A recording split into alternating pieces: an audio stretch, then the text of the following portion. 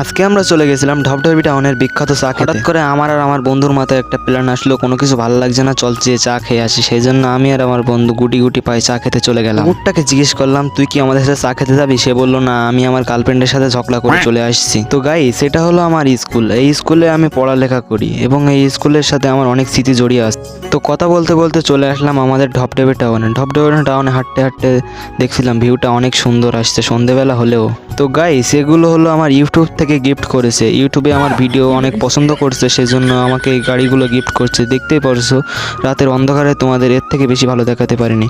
না মানে গাড়িগুলো গিফট তোমরা যদি সাপোর্ট করো একদিন অবশ্যই হবে। তো তোমাদের সাথে কথা বলতে বলতে চলে আসলাম আমাদের গন্তব্যস্থলে। কাকাকে বললাম চা তৈরি করতে, সেজন্য চা তৈরি করা শুরু করলো। আর আমরা একটু অপেক্ষা করছিলাম। অনেকক্ষণ অপেক্ষা করার পরে চাটা হাতে পেলাম। চা আর রুটি খেতে খেতে অনেক মজা করেছিলাম। তো চাতে চুমুক দিতে অসাধারণ একটা ফ্লেভার পেলাম, আর এবং চাটাও আমার কাছে অনেক ভালো লাগলো। তো দু এক চুমুক দিতেই চায়ের গ্লাসটা খালি হয়ে গেল। আর এইদিকে দেখি আমার মানি ব্যাগে কোনো টাকা নেই। সেই জন্য আর কি করব ভাই, আমার বন্ধুর কাছে জিজ্ঞেস করলাম তার কাছে টাকা আছে কিনা। সে বললো আমার কাছেও টাকা নেই, দেখ তুই কি করবি। তো কাকার কাছে বললাম, কাকা আমরা ব্লগার। সেজন্য কাকাও বললো যে হ্যাঁ, তোমাদের চাগুলো খাও, তোমাদের কোনো পয়সা দেওয়া লাগবে না। তো গুটি গুটি পায়ে আমরা বাড়ির দিকে যাই। তোমরাও এবং সাবস্ক্রাইব করো, লাইক করো, যেন আরও ভালো ভিডিও বানাতে পারি। সেজন্য আমাদের